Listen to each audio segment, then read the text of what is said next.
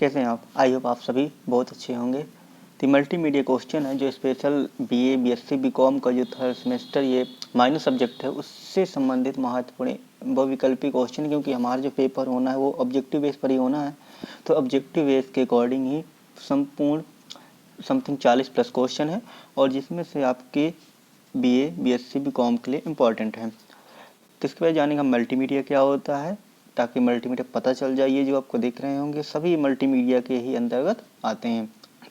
तो मल्टीमीडिया क्या होता है? किसी भी इंफॉर्मेशन या सूचना को हम जितने माध्यम से दे सकते हैं, कितने माध्यमों को एक साथ करके देते हैं या बताते हैं, उसको मल्टीमीडिया कहते हैं। यानी कई सारे माध्यम का यूज करके अपनी जानकारी को बताना मल्टीमीडिया कहलाता है।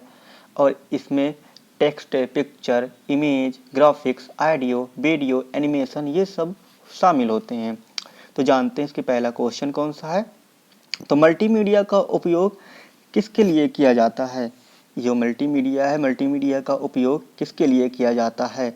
लिखने के लिए, प्रेजेंटेशन के लिए, कंप्यूटर के लिए, या इनमें से कोई नहीं? तो मल्टीमीडिया का यूज हम करते हैं प्रेजेंटेशन के लिए। किसके लिए करते हैं? प्रेजेंटेशन के लिए करते हैं। इसका राइट आंसर है मल्टीमीडिया का यूज हम प्रेजेंटेशन के लिए करते हैं। जैसे आपका ये स्पेसिफिकली लिख के प्रेजेंट हो रहा है, जैसे ही प्रेजेंटेशन के लिए हम मल्टीमीडिया का यूज करते हैं। नेक्स्ट क्वेश्चन है, प्रेजेंटेशन में एक ही माध्यम का उपयोग करना क्या कहलाता है? प्रेजेंटेशन में एक ही माध्यम का उपयोग करना क्या कहलाता है? मल्टीमीडिया, यूनीमीडिया या ये दोनों? तो क्या कहलाता है? प्रेजेंटेशन का एक ही माध्यम में उपयोग करना कहलाता है यूनीमीडिया। और जब कई प्रेजेंटेशन में कई सारे माध्यम का जब यूज करते हैं तो उसको कहते हैं मल्टीमीडिया। इसका राइट आंसर है यूनीमीडिया। नेक्स्ट क्वेश्चन है, मल्टीमीडिया के तत्व होते हैं। ये मल्टीमीडिया कितने तत्व हैं? तो मल्टीमीडिया के कितने तत्व हैं? 2, 3, 4 या 5? तो मल्टीमीडिया के टोटल 5 तत्व होते हैं। याद रखिएगा मल्टीमीडिया के टोटल 5 तत्व हैं। जैसे कि आपका टेक्स्ट हो गया, पिक्चर इमेज हो गई, ऑडियो हो गया, वीडियो हो गया, एनिमेशन हो गया, ये इसके 5 तत्व होते हैं। नेक्स्ट क्वेश्चन है, मल्टीमीडिया का प्रयोग किन क्षेत्रों में किया जाता है? मल्टीमीडिया का प्रयोग किन क्षेत्रों में होता है? गेम्स में होता है, एजुकेशन में होता है, टीवी शो में होता है, ऑल ऑफ दीज? तो मल्टीमीडिया का यूज क्या होता है? इन सभी में होता है। इसका right answer all of these, यानी गेम्स में भी करते हैं, एजुकेशन में करते हैं, टीवी शो में करते हैं, कोई नई भाषा सीखने के लिए करते हैं, उद्योग धंधों में करते हैं, या फिर इंडस्ट्री वगैरह, हर जगह इसका मल्टीमीडिया का यूज किया जाता है।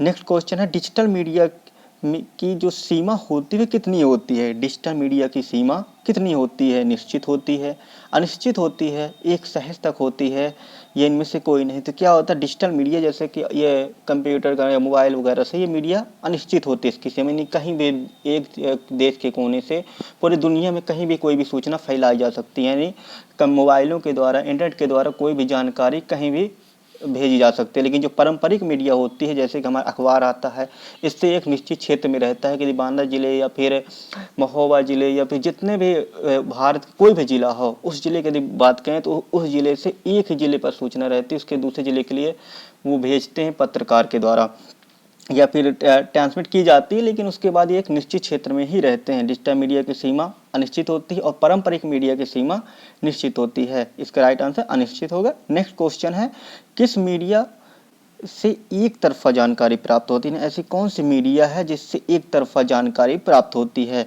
डिजिटल मीडिया या पारंपरिक मीडिया, दोनों? तो इसका राइट आंसर पारंपरिक मीडिया से एक तरफा जानकारी प्राप्त होती है। सिर्फ एक तरफा का मतलब ये है कि जैसे कि आप एक तरफा क्या है कि आपको पेपर मिला तो आप उस पेपर को सिर्फ पढ़ सकते हैं, उसमें कोई भी अपने मन मुताबिक नहीं कर सकते कि हमें ये नहीं पढ़ना तो इसको आप छोड़ दो या स्विप कर दो। और डिजिटल मीडिया में क्या होता है कि हम यदि सूचना पढ़ रहे हैं तो हम इसको स्विप कर देते हैं, दूसरी पढ़ लेते हैं। ये स्विप करना तो जो हमारे मन मुताबिक जिसको हम करते हैं वो डिजिटल मीडिया होता है। पारंपरिक मीडिया में एक तरफा जानकारी प्राप्त होती है, यानी आपको पेपर पढ़ने को मिल जाएगा, उसमें आप कोई चेंजेस नहीं कर सकते, जैसा वहाँ से आया होगा वैसा ही आप कर सकते हैं। नेक्स्ट क्वेश्चन है, मल्टीमीडिया से लाभ हैं। मल्टीमीडिया से कौन कौन से लाभ हैं? इससे शिक्षा और मनोरंजन मिलता है, मल्टीमीडिया को जानकारी को समझने में आसानी होती है, मल्टीमीडिया की सहायता से अपनी रचनात्मकता को डिजिटल के रूप में व्यक्त कर सकते हैं। ये भी यानी इसका सभी होंगे। मल्टीमीडिया से लाभ हमें ये भी मिलता है कि हमें शिक्षा और मनोरंजन मिलता है, नहीं पढ़ने में आसानी होती है, मनोरंजन करने में आसानी होती है। मल्टीमीडिया की जानकारी, कोई भी जानकारी को समझने में, यदि कोई जानकारी हमें लिखित रूप से समझ में नहीं आ रही तो उसको हम पिक्चर के रूप में, वीडियो के रूप में, एनिमेशन के रूप में, ग्राफिक्स के रूप में समझ सकते हैं। मल्टीमीडिया की सहायता से अपनी रचनात्मकता को डिजिटल रूप से व्यक्त कर सकते हैं। हमारे दिमाग में कोई थॉट आया, कोई आइडिया आया, उस आइडिया को हम मल्टीमीडिया की सहायता से व्यक्त कर सकते हैं, अपनी जानकारी बता सकते हैं। इसका राइट आंसर हो जाएगा ये सभी। नेक्स्ट है, किसी सूचना को बताने के लिए सबसे महत्वपूर्ण माध्यम है, यानी ऐसी कोई सूचना को बताने के लिए सबसे महत्वपूर्ण माध्यम कौन सा है? टेक्स्ट, पेज, लाइनें, इनमें से कोई नहीं। तो क्या होता है कि जब हम कोई जानकारी बताते हैं तो लिख के बताते हैं। सबसे पहले तो क्या होगा, लिख के या बोल के बताते हैं, लेकिन लिखने का यदि कहीं भेजना है तो हम लिख के भेजेंगे। इसका राइट आंसर हो जाएगा टेक्स्ट। किसी सूचना को बताने का महत्वपूर्ण माध्यम है टेक्स्ट। नेक्स्ट क्वेश्चन है, लाइन या डॉट की सहायता से बनाई गई ड्राइंग को कहते हैं। लाइन या डॉट की सहायता से बनाई गई ड्राइंग को हम क्या कहते हैं? लाइन ड्राइंग, डॉट ड्राइंग, रेखा चित्र या ये सभी? तो लाइन और डॉट की सहायता से बनाई गई ड्राइंग को हम ये सभी कहते हैं। जैसे हम इस लाइन से बनाते हैं, ये एक आयत बना दिया, ये लाइन ड्राइंग हो गई। यदि हम इसी ऐसे ऐसे करके डॉट करके एक आयत बना दें तो ये क्या हो जाएगी? डॉट ड्राइंग हो जाएगी। और रेखा खींच के कोई चित्र बनाया जाए, यदि इस रेखा ही खींच के बनाया गया तो रेखा खींच के बनाया जाए, वो भी लाइन ड्राइंग कहलाएगी। तो इसका राइट आंसर हो जाएगा ये सभी। CAD का फुल फॉर्म होता है, यानी CAD का फुल फॉर्म क्या है?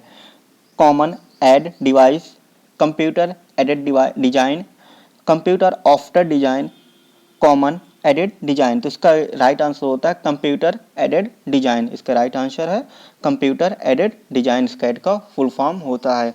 नेक्स्ट क्वेश्चन है, चित्र को इलेक्ट्रॉनिक रूप से फॉर्मेट करना क्या कहलाता है? चित्र को जब हम इलेक्ट्रॉनिक रूप से फॉर्मेट करते हैं उसको क्या कहते हैं? पिक्चर कहते हैं, इमेज कहते हैं, या ये दोनों, या इनमें से कोई नहीं। तो जब चित्र को हम इलेक्ट्रॉनिक रूप से उसको चेंजेस करते हैं, उसमें बदलाव करते हैं, रूपांतरित करते हैं, तो उसको कहते हैं हम इमेज। क्या कहते हैं? इमेज।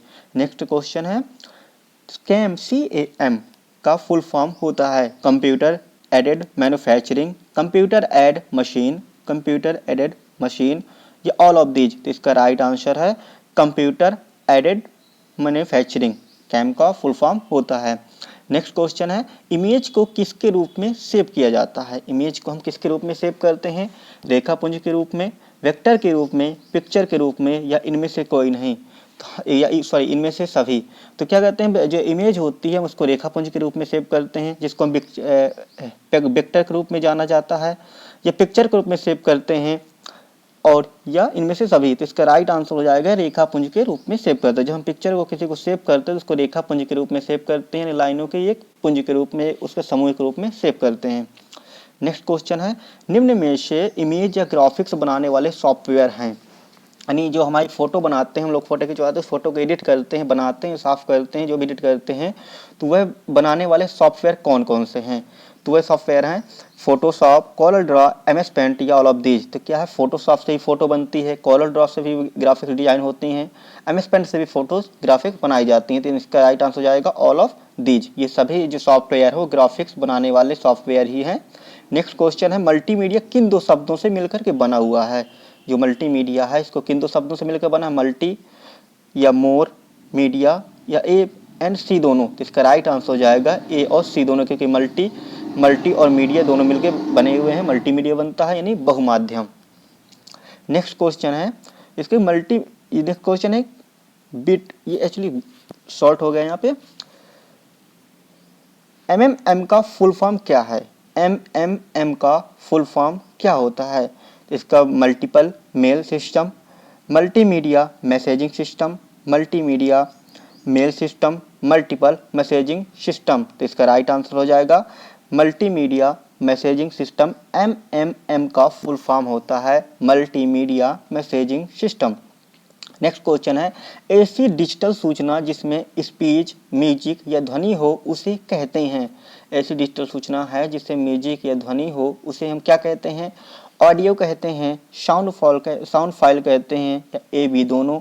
तो इसका जो राइट आंसर हो जाएगा ऑडियो। देखो, कोई ऐसी डिजिटल सूचना जिसमें म्यूजिक हो और ध्वनि हो तो उसको क्या कहते हैं हम? ऑडियो भी कहते हैं और साउंड फाइल कहते हैं। इसका राइट आंसर हो जाएगा ए और बी दोनों। ऐसी डिजिटल सूचना जिसमें स्पीच, म्यूजिक या ध्वनि हो उसे हम ऑडियो भी कहते हैं और साउंड फाइल भी कहते हैं।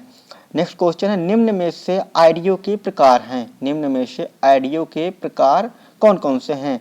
MP3, WMA या web, real audio, all of these. तो क्या है, निम्न में से जो ऑडियो के प्रकार है ये MP3 भी है, ये भी है, आपका रियल ऑडियो भी है। तो इसका राइट आंसर हो जाएगा ऑल ऑफ दीज।